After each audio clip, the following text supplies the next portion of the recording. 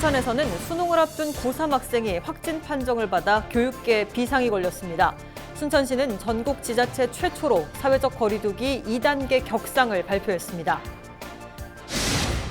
일단 마을 주민 확진으로 코호트 격리가 결정됐던 순천 별량면 상산마을에 대한 전수조사가 마무리됐습니다. 순천시는 마을 전체에 대한 코호트 격리를 해제했습니다. 1996년 대학 설립 기준을 낮췄던 대학 설립 준칙주의 실시 이후 전국에 대학 60곳이 생겨났습니다. 학령 인구 감소세가 두드러지면서 전국 대학들의 위기는 가속화되고 있습니다. 정부가 혁신도시 활성화를 위한 대책으로 지역 인재 채용을 확대했습니다. 하지만 채용률은 기대에 못 미치는 실정입니다. 시청자 여러분 안녕하십니까? 헬로티비 뉴스입니다. 코로나19 소식부터 전해드리겠습니다. 우려했던 상황이 발생을 했는데요. 순천에서 수능을 앞둔 고3 수험생이 코로나19 확진 판정을 받았습니다. 사회적 거리두기 조치 2단계 격상 하루 전 벌어진 일입니다. 순천시는 20일 0시를 기점으로 2단계가 적용 중인데요. 어떤 점이 달라지는지 김신혜 기자가 정리했습니다. 순천 제1고등학교 운동장. 학생들이 진단검사를 받기 위해 길게 줄지어 서 있습니다. 19일 밤 이 학교 고3 학생 한 명이 코로나19 확진 판정을 받으면서 교직원과 전교생 590여 명을 대상으로 진단검사가 진행됐습니다. 순천 137번 확진자인 이 학생은 최근 감기 증상을 보인 것으로 확인됐습니다. 학교 관계자는 해당 학생이 지난 16일과 17일 등교했고 다음 날부터 학교에 오지 않았다고 밝혔습니다. 학교는 1, 2학년의 경우 23일까지 원격 수업을 진행하고 검사 결과에 따라 등교 방침을 정할 계획입니다. 3학년은 수능 전까지 원격으로 전환됩니다. 우려했던 고3 수험생 확진자까지 나온 순천시. 순천시에는 20일 0시부터 사회적 거리두기 2단계가 적용되고 있습니다. 경제와 방역이라는 두 마리 토끼를 잡아야 하는데 지금으로서는 더 큰 경제적 손실을 막기 위해 눈물을 머금고 사회적 거리두기 2단계 격상을 하지 않을 수 없었다는 점을 말씀드립니다. 거리두기 2단계에서는 클럽과 단란주점, 감성주점 등 유흥시설 5종의 집합이 금지됩니다. 또 노래 연습장과 실내 스탠딩 공연장 등은 밤 9시까지만 운영이 허용됩니다. 1.5단계에서 테이블 간 간격을 띄워 손님이 매장에 머무를 수 있었던 카페는 2단계에서 포장과 배달만 할 수 있습니다. 식당의 경우 밤 9시 전까지는 매장 안에서 식사가 가능하지만 이후에는 포장과 배달만 됩니다. 결혼식과 장례식 등 행사와 모임도 100명 미만으로 인원이 제한됩니다. 음식물을 섭취할 수 없는 곳들도 늘었습니다. 실내 체육시설뿐만 아니라 목욕탕, 영화관, 공연장, PC방과 오락실, 멀티방, 학원과 교습소, 독서실, 스터디 카페가 대상입니다. 단 물이나 무알콜 음료는 마실 수 있습니다. 실내 체육시설도 밤 9시 이후에는 이용할 수 없습니다. 1.5단계에서 좌석의 30%까지 참여할 수 있었던 예배, 미사, 법회 등 종교 활동은 좌석 수 20% 이내로 더 축소됩니다. 가장 중요한 것은 시민 여러분의 참여와 협조입니다. 시민 여러분께서는 지금 위기 상황을 충분히 이해해 주시고 사회적 거리두기 2단계 방역 수칙 준수와 올바른 마스크 착용, 대면 접촉 최소화에 노력해 주실 것을 부탁드립니다. 헬로티비 뉴스 김신혜입니다. 여수 지역에 코로나19 확진자 1명이 추가돼 누적 19명으로 집계됐습니다. 여수시는 20일 기준 코로나19 확진자 1명이 추가 발생해 19번 환자로 분류됐다고 밝혔습니다. 여수 19번 확진자는 노량진 학원에서 발생한 확진자의 접촉자로 지난 18일 여수공항을 통해 여수 자택에 온 것으로 파악됐습니다. 19일 11시 40분부터 12시까지는 무선 킹콩 부대찌개에서 식사를 했고 12시 38분에는 투썸플레이스 성산점을 방문했으며 낮 1시 20분부터는 스터디앤카페 독서실에 있었던 것으로 조사됐습니다. 확진자가 다수 발생됐던 순천 별량면 상산마을에 대한 코호트 격리가 해제됐습니다. 순천시는 18일부터 이틀 동안 마을 주민 279명에 대한 이동 검체를 실시했으며 13명이 추가 양성 판정을 받고 확진자와 밀접 접촉한 88명을 분류해 격리 조치했습니다. 순천시는 감염자의 동선 파악과 밀접 접촉자 분류로 인해 더 이상의 위험 요인이 없을 것으로 판단하고 코호트 격리를 해제한다고 설명했습니다.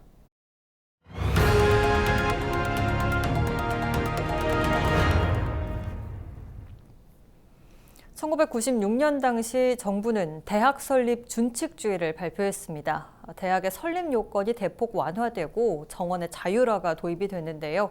부작용은 4년 뒤인 2000년대부터 본격화됐습니다.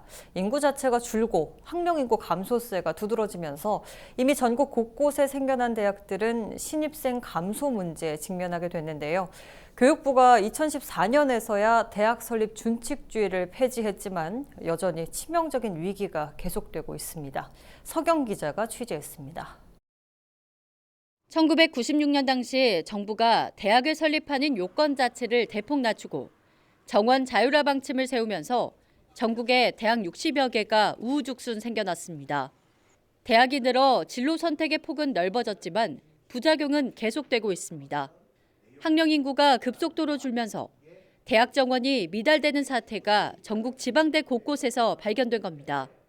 지난 2005년 이후 지방대학 14곳이 문을 닫은 상황입니다. 교육부는 2014년에서야 대학 설립 준칙주의를 폐지했습니다.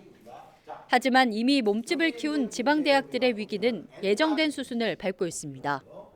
전국 대학의 입학 가능 인원 추계 결과를 살펴보면 2020년 45만 7천여 명인데 반해 4년 뒤에는 16%가 감소할 전망입니다. 17년 뒤인 2037년에는 31만 5천여 명일 것으로 예상되는데 지금보다 31% 줄어드는 겁니다.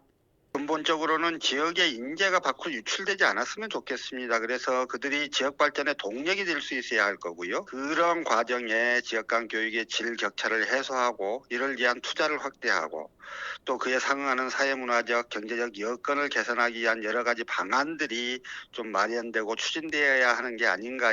지난 8월 교육부가 발표한 2021년 정부 재정지원 제한대학 지정 방안은 지방대의 위기를 키울 것으로 전망됩니다. 교육부는 내년부터 신입생 충원률을 못 채우는 대학은 정부 재정 지원을 못 받게 할 계획인데 학령 인구 감소세와 더불어 코로나19로 외국인 유학생 유치도 쉽지 않습니다. 국회 교육위원회 소속 서동용 의원은 이번 국정감사에서 수도권 대학과 지방대학의 예산 지원 격차를 꼬집었습니다. 지난 2014년 지방대 육성법 제정 이후 교육부가 신설한 지역 선도대학 육성 사업이 유일한 지방대 지원 사업이었는데 여기에 투입된 예산도 수도권에 편중돼 있다는 겁니다.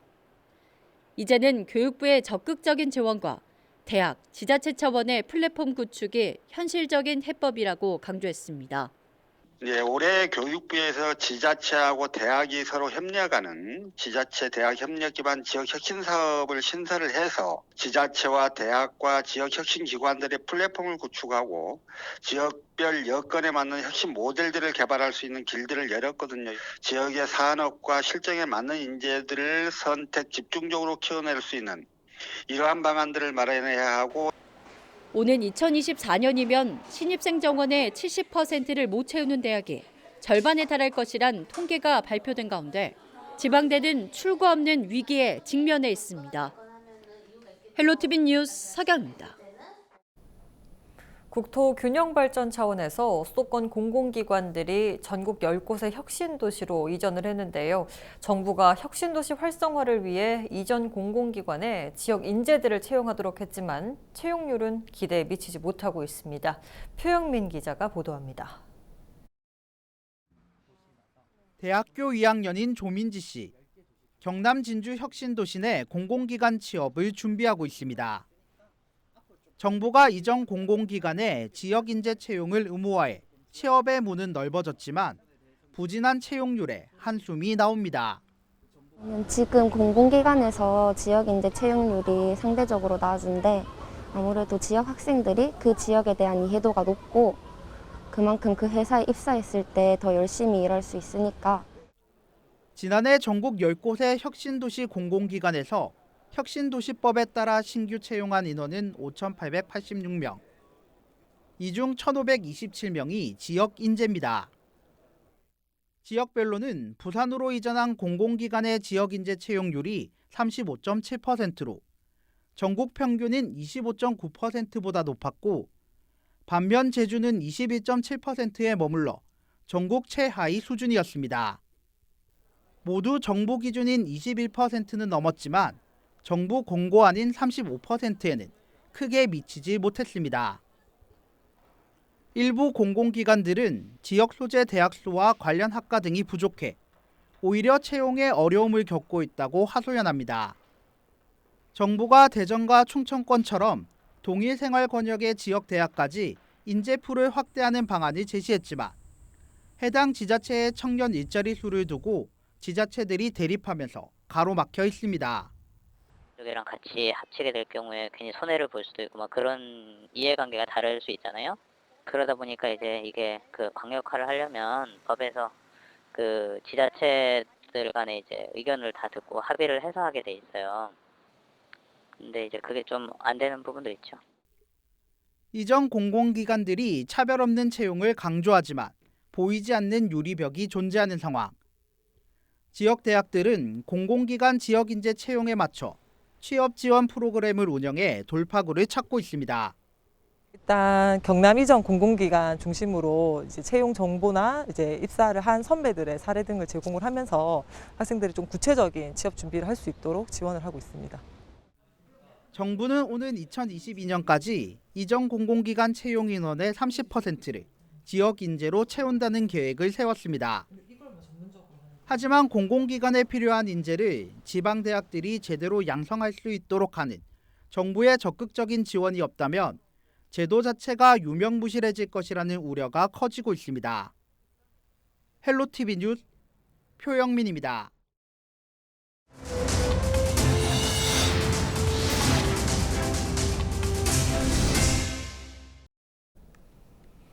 지난달 광주 전남 지역의 무역 실적이 부진을 면치 못한 것으로 나타났습니다.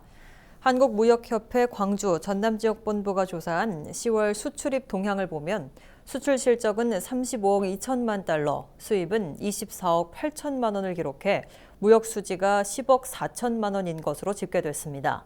수출 실적은 지난해 같은 기간보다 4.3% 감소했고 수입은 24.5% 줄었습니다.